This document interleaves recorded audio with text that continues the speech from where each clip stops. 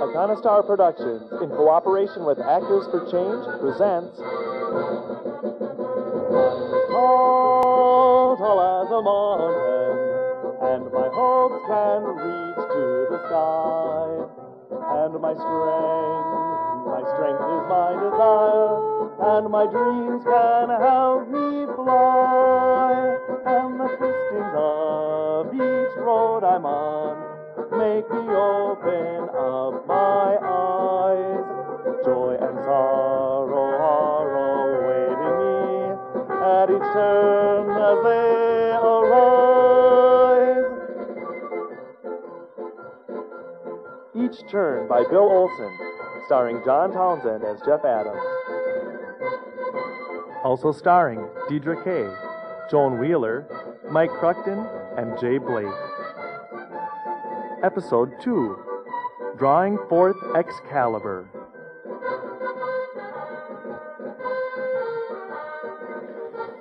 Hello, Mr. Bryler. You wanted to see me? Yes, Jeff. Come into my office. Have a seat.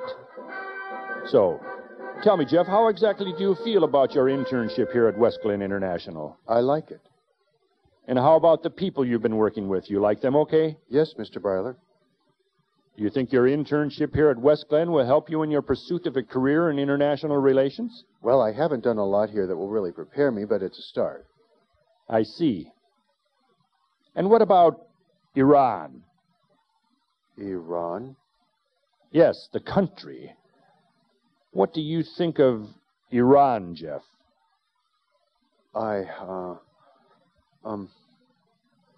They disturb me, Mr. Bryler. You mean you don't like them? That's an understatement. I'm still listening. They call us the Great Satan, but they support terrorism and other violence. I don't trust them. You don't trust them. Mr. Adams, I've heard you say that you had always believed Americans and Russians could be friends, if only we would trust each other. So what's the difference? Jeff, world peace is based on mutual trust. West Glen International has an opportunity here to do more than simply make profits. We have the opportunity to promote that mutual trust, which in the end will enable peace. I can understand that, Mr. Bryler. Can you? That's good. You see, I wouldn't want you to do anything hasty. But what you're doing is illegal.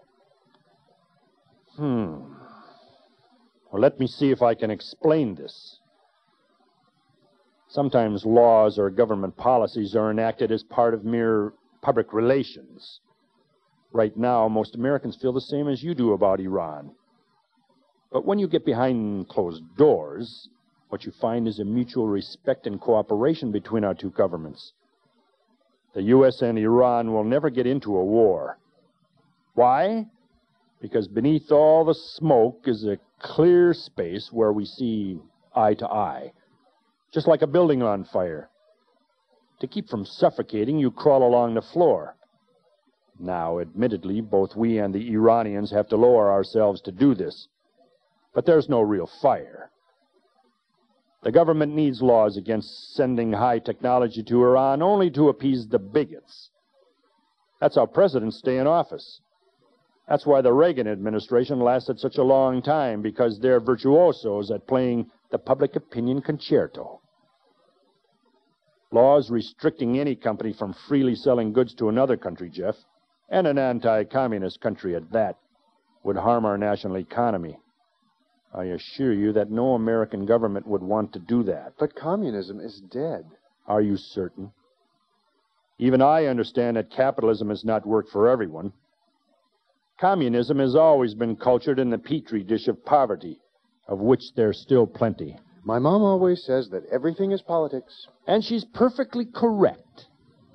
That's reality. Reality. Now, Jeff, take some time to think about what I said about crawling under the smoke. I'd like to talk with you again tomorrow. See my secretary to make an appointment.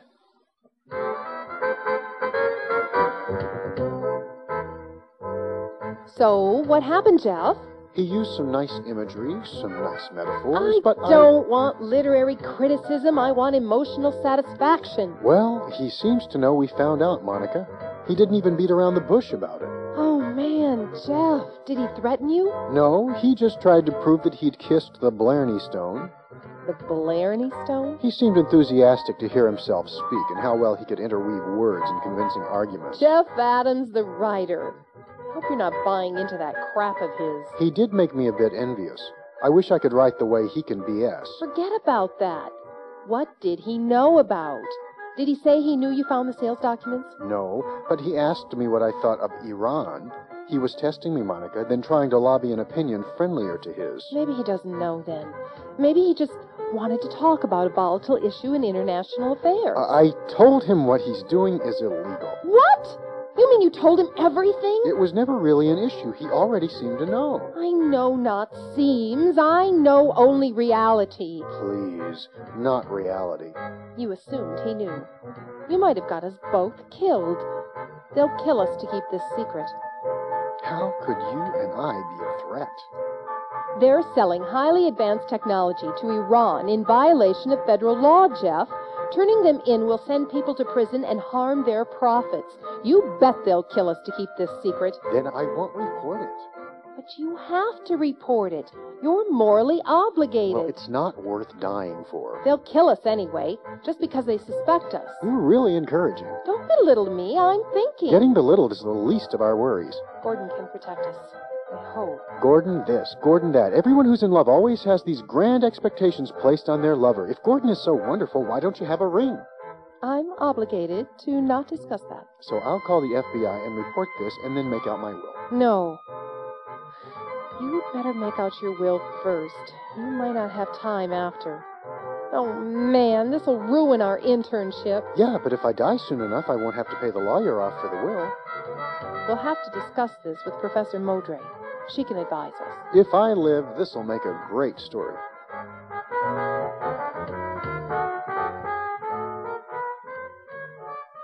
Perhaps you two would like some coffee.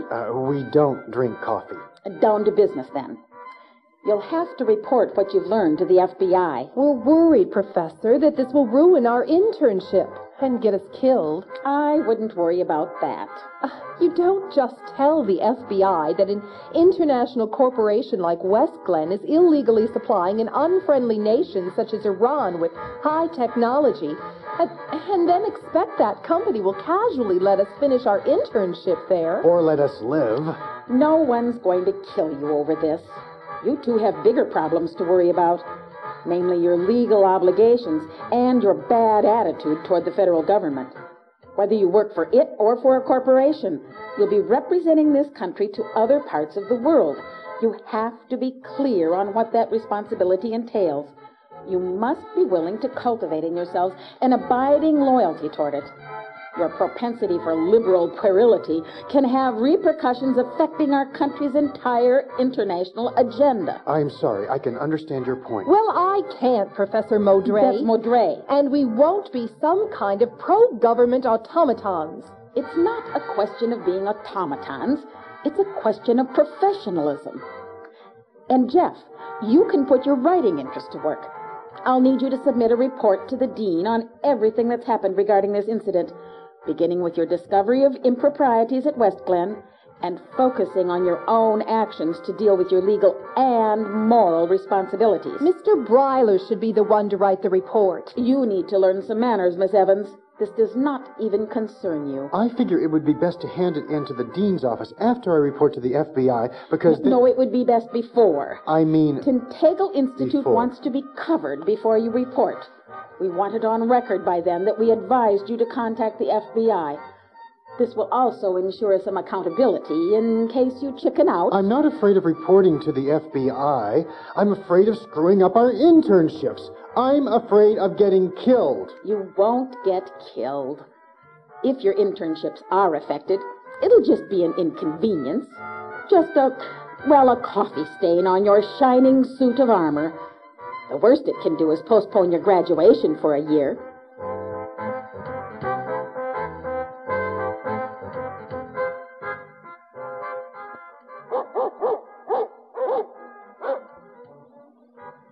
just an inconvenience. How the hell would she know? She's not the one trying to pay for grad school. She's not the one who'd get killed either. This whole thing is so frustrating. It's like trying to pull Excalibur from the unrelenting anvil. Cultivate abiding loyalty, liberal puerility. She thinks she's such a patriot, but she never mentions freedom or liberty. Yeah, like that poor dog over there, chained like a convict. And would Maudre care? She'd probably applaud. Yeah.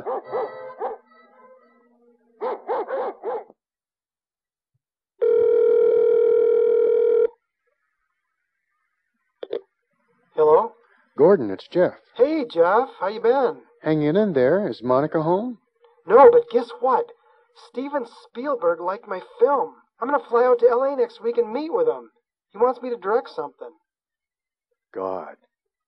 That's really great, Gordon. I'm glad one of us is succeeding at filmmaking. Pal, how can you ever succeed by not doing it? It's not realistic to work full-time at filmmaking and writing. Even Gene Roddenberry worked as a cop when he began writing for television. But Roddenberry also worked hard to become a writer. What have you ever written? I'm doing a report for school. That's not writing. It has drama, suspense. Does it have sex? It's a report for school, Gordon. That's not writing.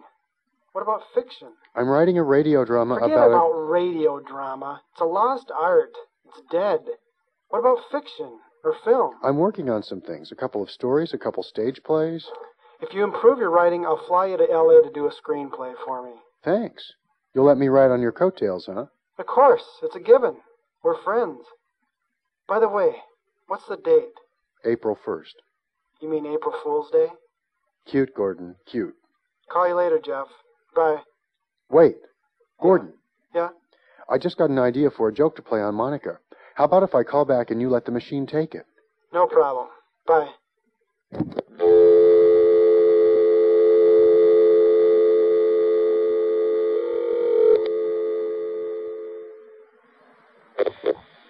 You've reached the receptacle of Monica and Gordon. We are boldly going where no weird people have gone before. So dump it at the beep. Monica, I contacted the FBI today, and then Mr. Bryler called me and said I won't be allowed to finish the internship. I'm scheduled to meet with Professor Maudre tomorrow afternoon. Monica, what's the meaning of storming into my office this way? I want to know just what the hell is going on, Professor Maudre. That's Maudre. Whose idea was it that Jeff report to the FBI today? Today? He better not have. He hasn't even submitted his report to the dean. Yes, he has reported, and now he's kicked out of the internship. And I want to know what you're going to do about it. We discussed that possibility. All you care about is turning this country into a fascist dictatorship. What are you going to do when you meet with Jeff tomorrow? Taunt him with it like a poacher taunting a trapped animal with his knife? I'll be damned if I know what you're talking about. And I have... You're a stinking liar. Listen, Monica, I have no plans to meet with Jeff tomorrow. He said you do. Then his eccentricities have just caught up with him. On the other hand, meeting with Jeff tomorrow may be a very good idea. I'm going to get to the bottom of this. You can count on it.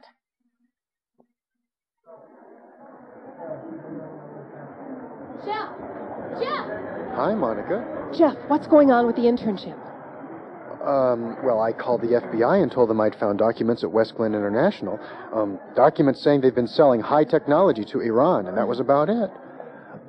Then I went to West Glen because I'm scheduled. I was scheduled to work there today. Oh, man. So everything was fine until a couple of security guards asked me to go into Bryler's office.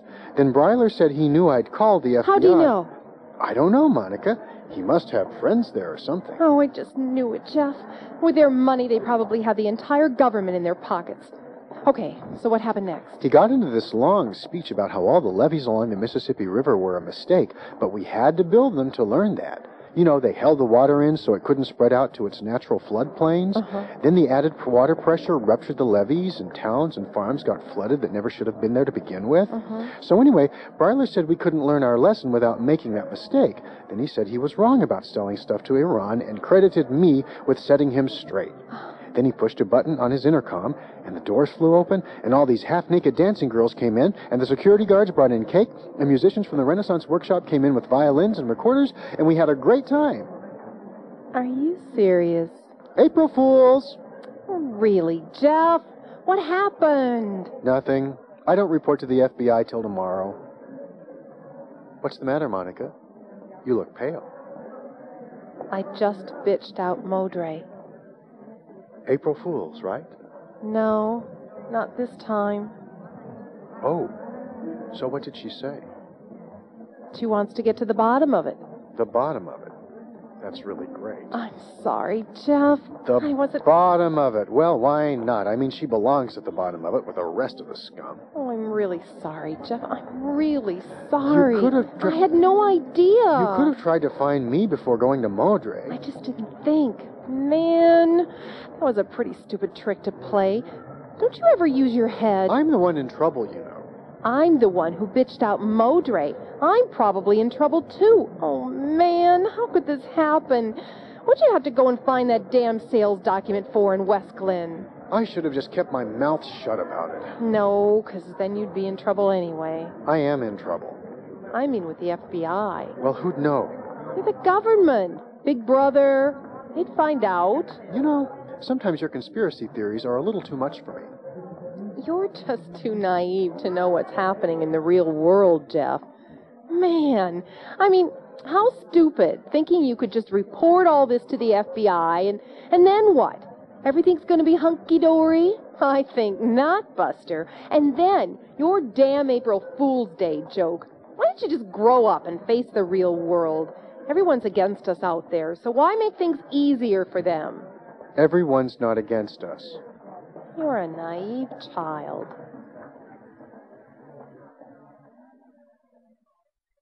Hi, it's Jeff.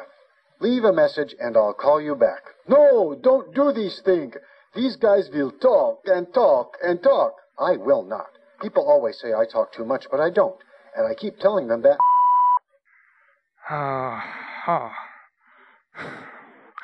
Well, Jeff Adams, I am calling from Professor Maudre's office. She's arranged for you to be excused from 10 o'clock class tomorrow morning. Professor Maudre will expect you in her office at exactly 10 a.m. I've talked with the department chair, Jeff, and I'll give you two choices. First, I can give you a C for the internship. But that's a failing grade. The other... But I just pulled a practical joke on a friend. The other, and the one I recommend, is that you accept an in-progress. An IP would remain active for 2 years before you'd have to pay another tuition fee. And after that, what would the grade revert to, a C or an F? If you didn't return to complete it, an IP would remain an IP forever. And that's what you want me to do? What I want, Jeff, is to put your program on hold for a year. During that year, I want you to take no classes. How many credits do you have to complete? In addition to the internship and my thesis, just 3. Okay, during the next year, I want you to do volunteer work at an organization.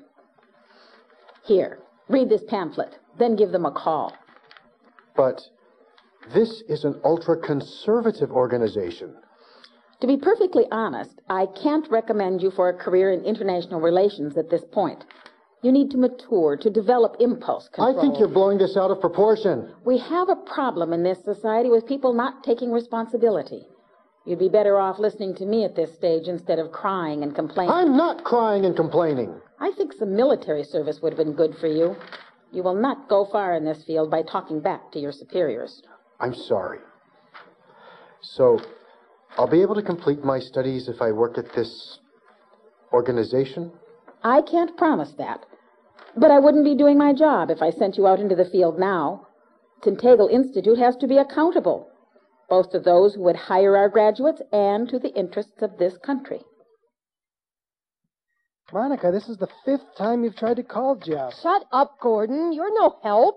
I'm the only one I can rely on. I told you before, there's really nothing I can do. Yes, there is. You can travel how many hundreds of light years to get to Earth from another solar system? You must be able to do something. It's not as simple as that. Your people didn't even have home computers or VCRs when men were walking on the moon. Just because I can travel such a distance from my home world doesn't mean I can work miracles. I don't care. You know, this whole thing with you is so nuts that sometimes I wonder who you really are. I mean, I wonder if you're a CIA spy trying to infiltrate liberal intellectuals. You mean sexually? Ugh, men are all alike. Not all. It took me years to get accustomed to feeling proud of my natural talents, Monica. Well, right now, I'm worried about Jeff. I'm going over there. Jeff, where have you been? I've been trying to call you. Just out. That's all. Here, let me get my apartment locked up. Yeah. So what happened with Maudre? She wants me to work at some fascist organization. I feel just totally trapped, like that dog on the chain we saw. I can't even criticize her because I'm disgruntled. And in this society, nobody thinks a disgruntled person can be right. I think you can be right. Where are you going now? I just picked up my checkbook. I'm going to buy a gun and kill that bitch. And then myself. Are you serious? Jeff? Just leave me alone. Oh, man. Jeff, no, you can't. Are you really serious? Yes. No, you can't do this. Yes, I can. Jeff, listen to me. No. Wait 7 days.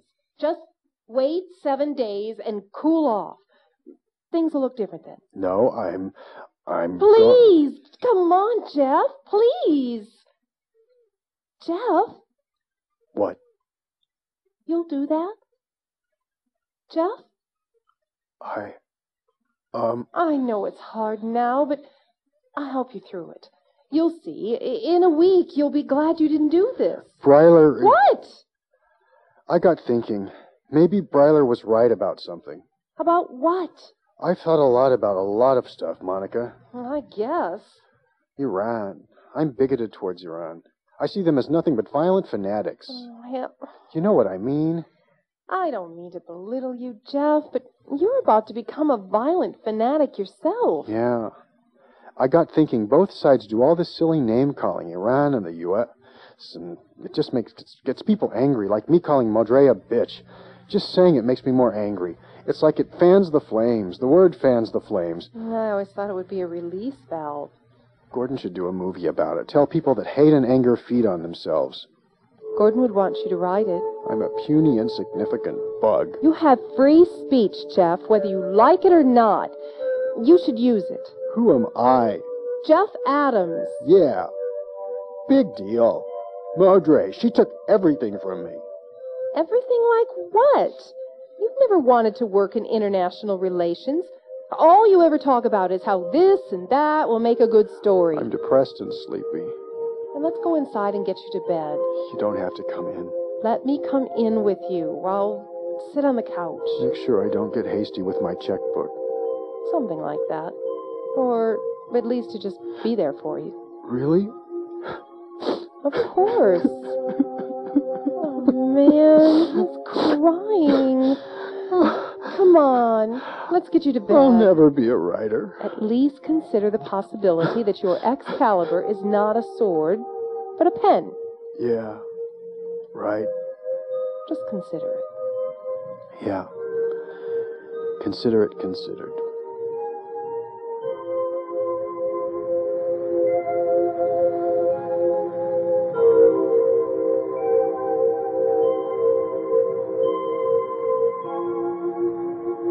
Each Turn was written and produced by Bill Olson. The associate producer was John Townsend.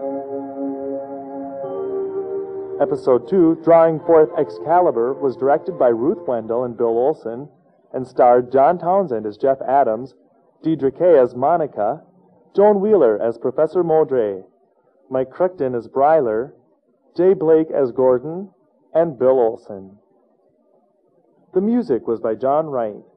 The theme was by Bill Olson and John Wright. Production assistance was by Chris Freeman. My name is Robert Lilligren. The producers wish to thank CTV Roseville and Cable Access St. Paul, both in Minnesota. All persons and situations in this radio drama are fictitious. Any similarities to actual persons, living or dead, is strictly coincidental. Each Turn is copyrighted 1996 by Bill Olson.